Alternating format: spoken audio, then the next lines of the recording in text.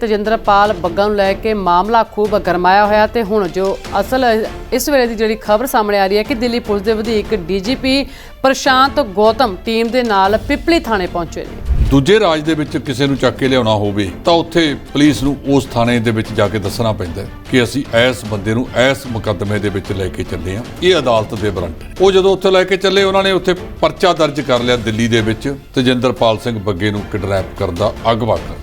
ਤਿੰਨ ਰਾਜਾਂ ਦੀ ਪੁਲਿਸ ਦੇ ਵਿੱਚ ਮਾਮਲਾ ਆ ਗਿਆ, ਪੰਜਾਬ ਪੁਲਿਸ ਦੀ ਟੀਮ, ਹਰਿਆਣੇ ਦੀ ਟੀਮ ਤੇ ਦਿੱਲੀ ਪੁਲਿਸ ਦੀ ਟੀਮ। ਸੋ ਦਿਖ ਰਿਹਾ ਹੋਵੇਗਾ ਅਗਲੇ ਸਮੇਂ ਦੇ ਵਿੱਚ ਇਸ ਮਾਮਲੇ ਨੂੰ ਕਿਸ ਤਰੀਕੇ ਦੇ ਨਾਲ ਨਿਪਟਾਇਆ ਜਾਂਦਾ। ਉੱਥੇ ਹੀ ਅਸ਼ਵਨੀ ਸ਼ਰਮਾ ਦੀ ਗੱਲ ਕੀਤੀ ਜਾਵੇ ਤਾਂ ਉਹਨਾਂ ਦੇ ਵੱਲੋਂ ਬਿਆਨ ਦਿੱਤਾ ਗਿਆ ਕਿ ਕੇਜਰੀਵਾਲ ਨੂੰ ਖੁਸ਼ ਕਰਨ ਲਈ ਤੇਜਿੰਦਰਪਾਲ ਦੀ ਗ੍ਰਿਫਤਾਰੀ ਕੀਤੀ ਗਈ ਹੈ।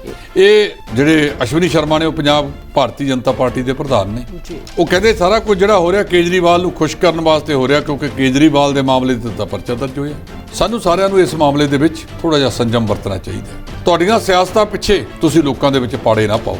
ਪਹਿਲਾਂ ਹੀ ਬਹੁਤ ਅਸੀਂ ਦੁੱਖ ਹੰਢਾਲੇ ਨੇ, ਖਾਸ ਕਰ ਪੰਜਾਬ ਵਾਲਿਆਂ ਨੇ। ਕਿਰਪਾ ਰੱਖੋ, ਰਹਿਮ ਰੱਖੋ ਸਾਡੇ ਤੇ। ਮੈਂ ਸਾਰੀਆਂ ਸਿਆਸੀ ਪਾਰਟੀਆਂ ਨੂੰ ਬੇਨਤੀ ਕਰਦਾ ਹਾਂ, ਜੇਕਰ ਤੁਸੀਂ ਕਿਸੇ ਨੂੰ ਭੰਡਣਾ ਹੈ ਉਹਦੇ ਕੰਮਾਂ ਦੇ ਆਧਾਰ ਤੇ ਭੰਡੋ, ਨਾ ਕਿ ਫਿਰਕੂ ਰੰਗਤ ਦੇ ਕੇ ਭੰਡਿਆ ਜਾਵੇ। ਇਹ ਫਿਰਕੂ ਰੰਗਤ ਦਿੱਤੇ ਆਲਾ ਮਾਮਲਾ ਖਾਸਾ ਚਿਰ ਫਿਰ ਤੁਹਾਡੇ ਕਾਬੂ 'ਚ ਨਹੀਂ ਰਹਿਣਾ।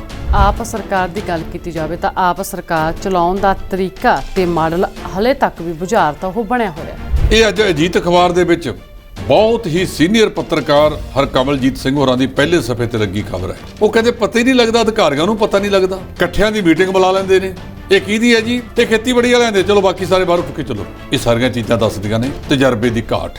ਢਿੱਲੋਂ ਜੀ, ਆਪ ਸਰਕਾਰ ਨੂੰ ਲੈ ਕੇ ਦੇਖਿਆ ਜਾ ਰਿਹਾ ਕਿ ਆਏ ਦਿਨ ਆਗੂਆਂ ਦੇ ਵੱਲੋਂ ਵੱਖਰੇ ਬਿਆਨ ਦਿੱਤੇ ਜਾਂਦੇ ਨੇ। ਜੇਕਰ ਗੱਲ ਨਵਜੋਤ ਸਿੰਘ ਸਿੱਧੂ ਦੀ ਕਰ ਲਈ ਜਾਵੇ ਤਾਂ ਉਹ ਵੀ ਆਮ ਆਦਮੀ ਪਾਰਟੀ ਨੂੰ ਨਿਸ਼ਾਨੇ ਤੇ ਲਏ ਬਿਨਾਂ ਕਦੇ ਵੀ ਪਿੱਛੇ ਨਹੀਂ ਹਟਦੇ, ਜਿਨ੍ਹਾਂ ਦਾ ਕਹਿਣਾ ਹੈ ਕਿ ਸੱਤਾ ਸੰਭਾਲਦਿਆਂ ਹੀ ਗਰੰਟੀਆਂ ਲਾਗੂ ਕਰਨ ਦਾ ਦਾਅਵਾ ਕਰਨ ਵਾਲੇ ਭਗਵੰਤ ਮਾਨ ਹੁਣ ਚੁੱਪ ਕਿਉਂ ਨੇ? ਇਹ ਤਾਂ ਗੱਲ ਬਿਲਕੁਲ ਹੈ। ਜੇ ਇਹ ਲੋਕ ਪੁਰਾਣੇ ਤੋਂ ਸਬਕ ਸਿੱਖਣ, ਜਿਵੇਂ ਕੈਪਟਨ ਅਮਰਿੰਦਰ ਸਿੰਘ ਨੇ ਕਹਿਤਾ ਸੀ ਮੈਂ ਸਾਰੇ ਹੀ ਕਰਜ਼ੇ ਮਾਫ ਕਰ ਦੂੰਗਾ, ਕੀਤਾ ਵੀ ਉਹਨਾਂ ਨੇ ਕੁਝ, ਪਰ ਕਰਜ਼ਾ ਮਾਫ ਕਰਨ ਵਾਸਤੇ ਸਮੁੱਚਾ ਕਰਜ਼ਾ ਫੇਰ ਲੈ ਲਿਆ। ਅੱਜ 3 ਲੱਖ ਕਰੋੜ ਦਾ ਕਰਜ਼ਾ ਪੰਜਾਬ ਤੇ। ਬਿਲਕੁਲ ਗੱਲ ਇੱਥੇ ਵੀ ਚੱਲ ਰਹੀ ਹੈ ਵੀ 7000 ਕਰੋੜ ਰੁਪਇਆ ਮੌਜੂਦਾ ਸਰਕਾਰ ਨੇ ਵੀ 50 ਦਿਨਾਂ ਚ ਲੈ ਲਿਆ। ਇਹਦਾ ਅਜੇ ਤੱਕ ਖੰਡਨ ਨਹੀਂ ਕੀਤਾ ਭਗਵੰਤ ਮਾਨ ਨੇ ਜੀ। ਇਹਦਾ ਮਤਲਬ ਪਰ ਸਹੀ ਹੋਣਾ। ਗਰੰਟੀਆਂ ਦੇਣ ਵਾਲਿਆਂ ਨੂੰ ਉਦੋਂ ਸੋਚਣਾ ਚਾਹੀਦਾ ਸੀ ਕਿ ਪੰਜਾਬ ਦੀ ਆਰਥਿਕ ਸਥਿਤੀ ਹੈ ਕੀ ਹੈ। ਖਾਲਾ ਜੀ ਦਾ ਬਾੜਾ ਨਹੀਂ ਸਰਕਾਰ ਚਲਾਉਣੀ।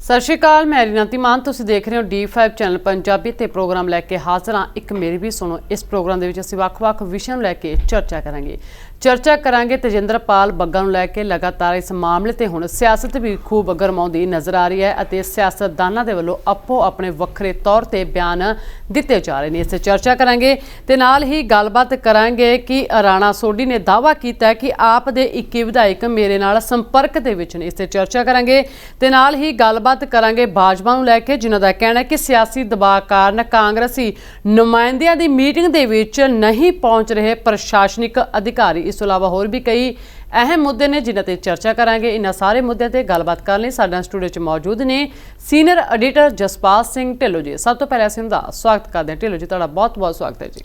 ਬਹੁਤ-ਬਹੁਤ ਸ਼ੁਕਰੀਆ, ਬਹੁਤ ਮਿਹਰਬਾਨੀ ਜੀ। ਜੀ ਢਿੱਲੋਂ ਜੀ, ਸਭ ਤੋਂ ਪਹਿਲਾਂ ਅਸੀਂ ਚਰਚਾ ਕਰਾਂਗੇ ਤੇਜਿੰਦਰਪਾਲ ਬੱਗਾ ਨੂੰ ਲੈ ਕੇ ਮਾਮਲਾ ਖੂਬ ਗਰਮਾਇਆ ਹੋਇਆ ਤੇ ਹੁਣ ਜੋ ਅਸਲ ਇਸ ਵੇਲੇ ਦੀ ਜਿਹੜੀ ਖਬਰ ਸਾਹਮਣੇ ਆ ਰਹੀ ਹੈ ਕਿ ਦਿੱਲੀ ਪੁਲਿਸ ਦੇ ਵਧੀਕ ਡੀਜੀਪੀ ਪ੍ਰਸ਼ਾਂਤ ਗੌਤਮ ਟੀਮ ਦੇ ਨਾਲ ਪਿਪਲੀ ਥਾਣੇ ਪਹੁੰਚੇ ਨੇ।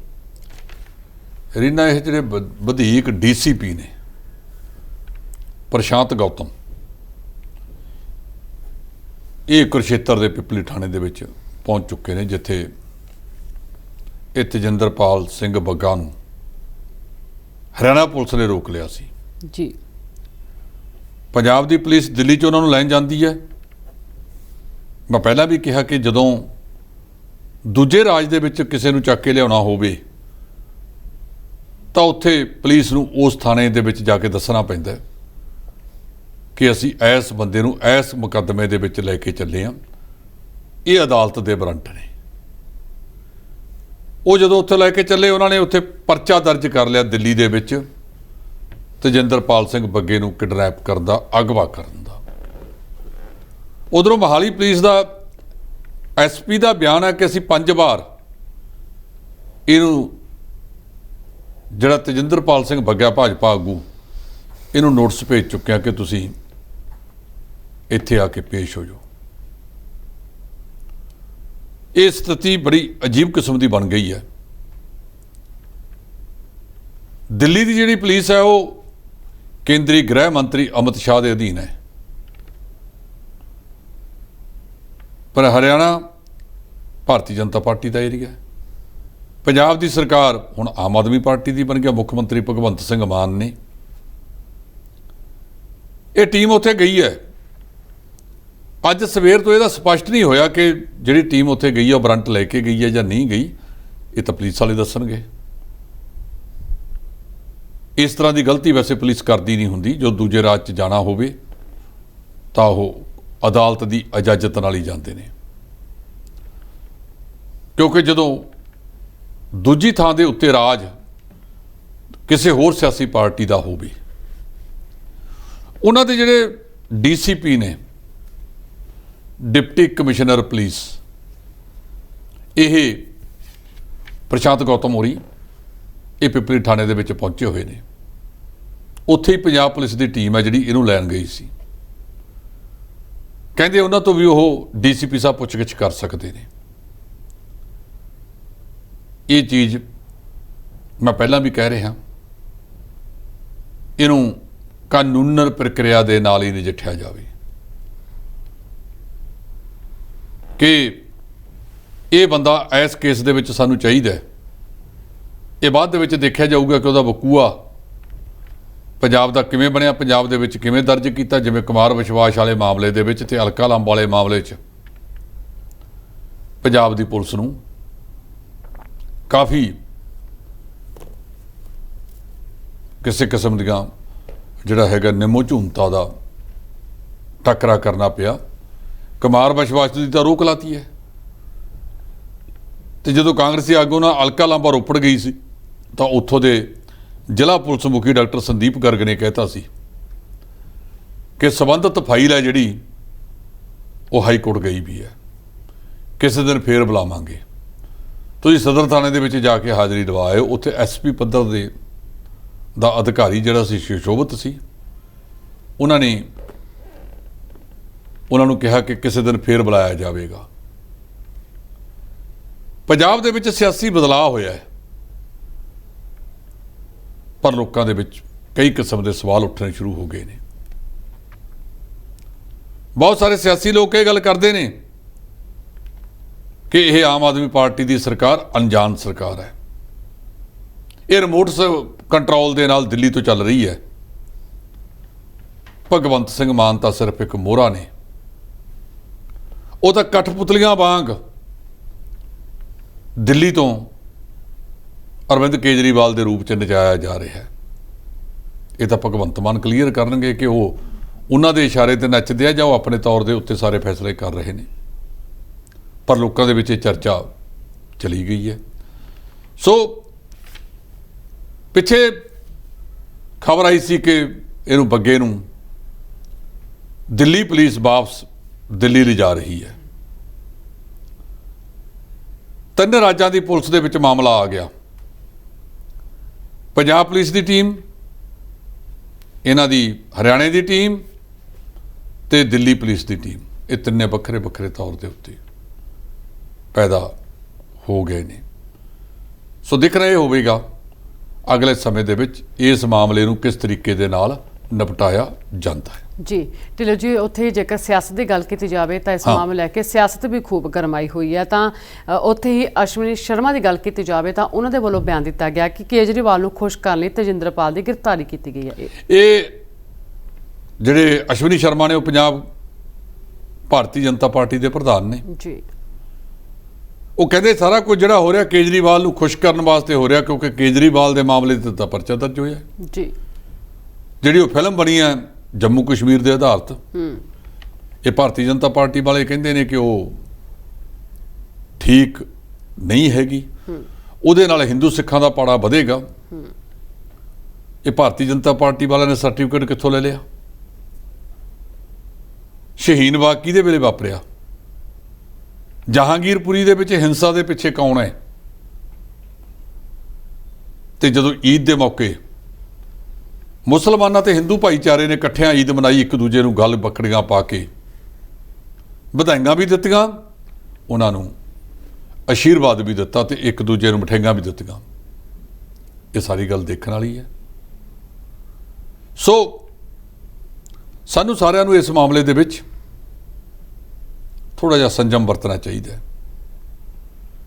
ਤੁਹਾਡੀਆਂ ਸਿਆਸਤਾਂ ਪਿੱਛੇ ਤੁਸੀਂ ਲੋਕਾਂ ਦੇ ਵਿੱਚ ਪਾੜੇ ਨਾ ਪਾਓ। ਪਹਿਲਾਂ ਹੀ ਬਹੁਤ ਅਸੀਂ ਦੁੱਖ ਹੰਢਾਲੇ ਨੇ, ਖਾਸ ਕਰ ਪੰਜਾਬ ਵਾਲਿਆਂ ਨੇ। ਕਿਰਪਾ ਰੱਖੋ, ਰਹਿਮ ਰੱਖੋ ਸਾਡੇ ਤੇ। ਮੈਂ ਸਾਰੀਆਂ ਸਿਆਸੀ ਪਾਰਟੀਆਂ ਨੂੰ ਬੇਨਤੀ ਕਰਦਾ ਹਾਂ, ਜੇਕਰ ਤੁਸੀਂ ਕਿਸੇ ਨੂੰ ਭੰਡਣਾ ਹੈ ਉਹਦੇ ਕੰਮਾਂ ਦੇ ਆਧਾਰ ਤੇ ਭੰਡੋ, ਨਾ ਕਿ ਫਿਰਕੂ ਰੰਗਤ ਦੇ ਕੇ ਭੰਡਿਆ ਜਾਵੇ। ਇਹ ਫਿਰਕੂ ਰੰਗਤ ਦਿੱਤੇ ਆਲਾ ਮਾਮਲਾ ਖਾਸਾ ਚਿਰ ਫਿਰ ਤੁਹਾਡੇ ਕਾਬੂ 'ਚ ਨਹੀਂ ਰਹਿਣਾ। ਇਸ ਕਰਕੇ ਕਿਰਪਾ ਕਰੋ, ਤੁਸੀਂ ਇਸ ਤਰ੍ਹਾਂ ਦਾ ਕੰਮ ਨਾ ਕਰੋ ਜਿਹਦੇ ਨਾਲ ਫਿਰਕਾ ਪ੍ਰਸਤੀ ਭਾਰੂ ਹੋਵੇ ਔਰ ਇਨਸਾਨੀਅਤ ਦਾ ਕਤਲੇਆਮ ਹੋਵੇ। ਜੀ ਢਿੱਲੋਂ ਜੀ, ਆਪ ਸਰਕਾਰ ਦੀ ਗੱਲ ਕੀਤੀ ਜਾਵੇ ਤਾਂ ਆਪ ਸਰਕਾਰ ਚਲਾਉਣ ਦਾ ਤਰੀਕਾ ਤੇ ਮਾਡਲ ਹਲੇ ਤੱਕ ਵੀ ਬੁਝਾਰਤ ਉਹ ਬਣਿਆ ਹੋਇਆ। ਇਹ ਅੱਜ ਅਜੀਤ ਅਖਬਾਰ ਦੇ ਵਿੱਚ ਬਹੁਤ ਹੀ ਸੀਨੀਅਰ ਪੱਤਰਕਾਰ ਹਰਕਮਲਜੀਤ ਸਿੰਘ ਹੋਰਾਂ ਦੀ ਪਹਿਲੇ ਸਫ਼ੇ ਤੇ ਲੱਗੀ ਖਬਰ ਹੈ ਜੀ। ਉਹ ਕਹਿੰਦੇ ਪਤਾ ਹੀ ਨਹੀਂ ਲੱਗਦਾ, ਅਧਿਕਾਰੀਆਂ ਨੂੰ ਪਤਾ ਨਹੀਂ ਲੱਗਦਾ, ਇਕੱਠਿਆਂ ਦੀ ਮੀਟਿੰਗ ਬੁਲਾ ਲੈਂਦੇ ਨੇ। ਇਹ ਕਿਹਦੀ ਹੈ ਜੀ? ਇਹ ਖੇਤੀਬਾੜੀ ਵਾਲਿਆਂ ਦੇ, ਚਲੋ ਬਾਕੀ ਸਾਰੇ ਬਾਹਰ ਉੱਠ ਕੇ ਚਲੋ। ਇਹ ਸਾਰੀਆਂ ਚੀਜ਼ਾਂ ਦੱਸਦੀਆਂ ਨੇ ਤਜਰਬੇ ਦੀ ਘਾਟ। ਬੰਦਾ ਐਵੇਂ ਨਹੀਂ ਉੱਪਰ ਤੱਕ ਜਾਂਦਾ, ਤੇ ਜੇ ਕੋਈ ਸਿੱਧਾ ਹੀ ਉੱਪਰ ਆ ਕੇ ਬੈਠ ਜਾਵੇ ਉਹਨੂੰ ਹੇਠਲੇ ਤਜਰਬੇ ਪਤਾ ਨਹੀਂ ਹੁੰਦੇ। ਖੜਕੂਬਾਦ ਤੋਂ ਬਾਅਦ ਇੱਕ ਦੌਰ ਆਇਆ ਕਿ ਜ਼ਿਲ੍ਹਾ ਪੁਲਿਸ ਮੁਖੀ ਲਾਉਣੇ ਨੇ ਖੜਕੂਬਾਦ 'ਚ ਵੀ। ਕਈ ਉਹ ਲੋਕ SSP ਲੱਗੇ ਜਿਹੜੇ ਥਾਣੇਦਾਰੀ ਤੋਂ ਗਏ ਸੀ, ਤੇ ਕਈ ਸਿੱਧਿਆਂ ਤੌਰ ਤੇ ਜਿਵੇਂ ਹੁਣ ਪੰਜਾਬ ਦੀ ਸਰਕਾਰ ਕਰ ਰਹੀ ਹੈ, ਸਿੱਧਿਆਂ ਨੂੰ ਲਾ ਰਹੀ ਹੈ। ਲੋਕਾਂ ਦੇ ਵਿੱਚ ਇੱਕ ਤਜਰਬਾ ਆਇਆ ਕਿ ਸਿੱਧੇ IPS ਦੇ ਮੁਕਾਬਲੇ ਜਿਹੜੇ ਲੋਕ ਹੇਠਾਂ ਤੋਂ ਜਾਂਦੇ ਆ, ਕਿਉਂਕਿ ਉਹਨਾਂ ਨੇ ਘਾਟ ਦਾ ਪਾਣੀ ਪੀਤਾ ਹੁੰਦਾ, ਕੱਲੇ ਉਹਦੇ ਬਾਰੇ ਪਤਾ ਹੁੰਦਾ, SHO ਵੀ ਰਿਹਾ, DSP ਵੀ ਰਿਹਾ, SP ਵੀ ਰਿਹਾ, ਉਹਨਾਂ ਦਾ ਤਜਰਬਾ ਜ਼ਿਆਦਾ ਹੁੰਦਾ ਤੇ ਉਹ ਕਾਮਯਾਬ ਜ਼ਿਆਦਾ ਹੋ ਜਾਂਦੇ ਨੇ। ਜਿਹੜੇ ਸਿੱਧੇ ਤੌਰ ਤੇ ਆਏ ਹੁੰਦੇ ਨੇ ਉਹਨਾਂ ਨੂੰ ਸਿੱਖਣ ਵਾਸਤੇ ਕੁਝ ਸਮਾਂ ਲੱਗਦਾ। ਇੱਕ ਵੱਖਰੀ ਗੱਲ ਹੈ ਕਿ ਪੜ੍ਹਨ ਲਿਖਣ ਕਰਕੇ ਉਹ ਜ਼ਿਆਦਾ ਮਾਹਰ ਹੁੰਦੇ ਨੇ, ਪਰ ਜਿਹੜੀ ਹੇਠਲੇ ਪੱਧਰ ਤੋਂ ਤੁਰਿਆ ਬੰਦਾ ਹੈਗਾ ਉਹਨੂੰ ਕੱਲੇ ਕੁਰਸੀ ਦਾ ਪਤਾ, ਕੱਲੇ ਅਹੁਦੇ ਦਾ ਪਤਾ ਹੈ ਵੀ ਕਿਹੜਾ ਅਹੁਦਾ ਕਿਵੇਂ ਨਜਿੱਠਣਾ ਹੈ। ਇਸ ਕਰਕੇ ਕਈ ਵਾਰ, ਬਹੁਤੀ ਵਾਰ ਉਹ ਜਿਹੜੇ ਹੇਠਲੇ ਪੱਧਰ ਤੋਂ ਗਏ ਹੁੰਦੇ ਉਹ ਜ਼ਿਆਦਾ ਕਾਮਯਾਬ ਹੋ ਕੇ ਨਿਬੜਦੇ ਆ। ਮੈਂ ਦੂਜਿਆਂ ਦੀ ਨਿੰਦਾ ਨਹੀਂ ਕਰਦਾ, ਮੈਂ ਇਹ ਕਹਿਣਾ ਕਿ ਤਜਰਬੇ ਦੇ ਆਧਾਰ ਤੇ ਉਹ ਜ਼ਿਆਦਾ ਕਾਮਯਾਬ ਹੁੰਦੇ ਨੇ ਜੀ। ਐਵੇਂ ਜਿਵੇਂ ਇੱਥੇ ਹੈ, ਮਾਨ ਸਾਹਿਬ ਪਹਿਲੀ ਵਾਰ ਮੁੱਖ ਮੰਤਰੀ ਬਣੇ ਨੇ, ਸੱਧਵਾਂ ਸਾਹਿਬ ਪਹਿਲੀ ਵਾਰ ਸਪੀਕਰ ਬਣੇ ਨੇ। ਜਿਹੜੇ ਬੰਦੇ ਹੇਠਲੇ ਪੱਧਰ ਤੋਂ ਪਹਿਲਾਂ ਜਾਂਦੇ ਨੇ, ਪਹਿਲਾਂ ਰਾਜ ਮੰਤਰੀ, ਫਿਰ ਪੂਰਾ ਮੰਤਰੀ, ਕੈਬਨਿਟ ਮੰਤਰੀ ਵਗੈਰਾ, ਉਹਨਾਂ ਨੂੰ ਉਹ ਤਜਰਬਾ ਹੋ ਜਾਂਦਾ। ਮਸਲਨ ਦੇ ਤੌਰ ਤੇ ਸਾਹ ਪ੍ਰਕਾਸ਼ ਸਿੰਘ ਬਾਦਲ, ਕੈਪਟਨ ਅਮਰਿੰਦਰ ਸਿੰਘ, ਚਰਨਜੀਤ ਸਿੰਘ ਚੰਨੀ, ਬੀਬੀ ਰਜਿੰਦਰ ਕੌਰ ਭੱਠਲ, ਤੇ ਇਹ ਉਹ ਲੋਕ ਹੈ ਜਿਨ੍ਹਾਂ ਨੇ ਕਦੇ ਡਿਪਟੀ ਮੰਤਰੀ, ਰਾਜ ਮੰਤਰੀ, ਕੈਬਨਿਟ ਮੰਤਰੀ ਦਾ, ਪਹਿਲਾਂ ਫਿਰ ਡਿਪਟੀ ਮੁੱਖ ਮੰਤਰੀ ਵਗੈਰਾ ਦਾ ਅਹੁਦਾ ਸੰਭਾਲਿਆ ਹੁੰਦਾ ਤੇ ਤਜਰਬਾ ਹੁੰਦਾ।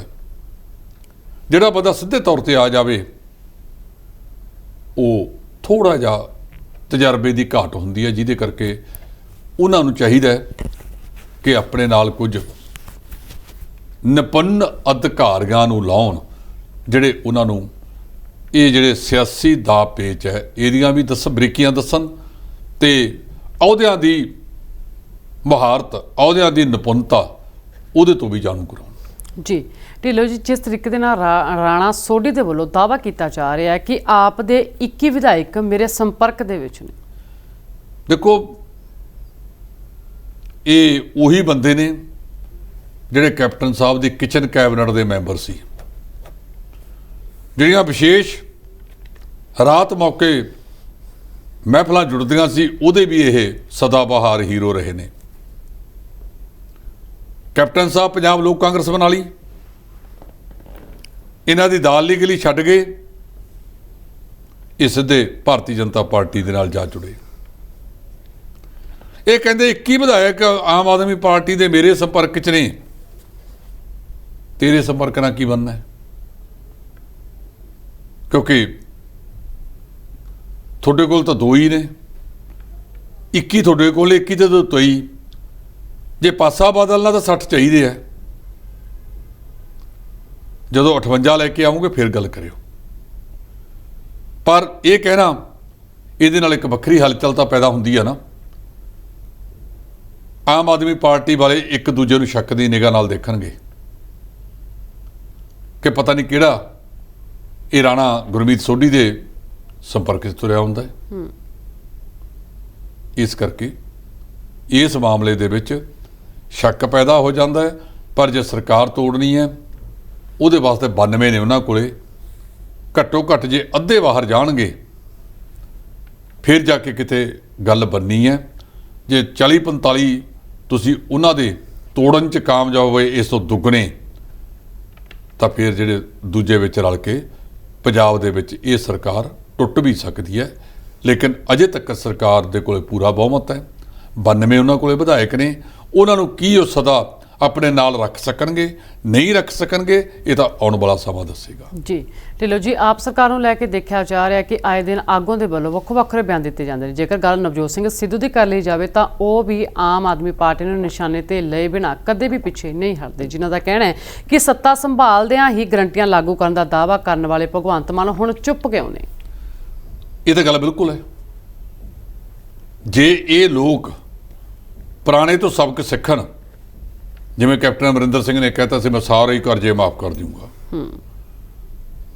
ਕੀਤਾ ਵੀ ਉਹਨਾਂ ਨੇ ਕੁਛ, ਪਰ ਕਰਜ਼ਾ ਮਾਫ ਕਰਨ ਵਾਸਤੇ ਸਮੁੱਚਾ ਕਰਜ਼ਾ ਫੇਰ ਲੈ ਲਿਆ।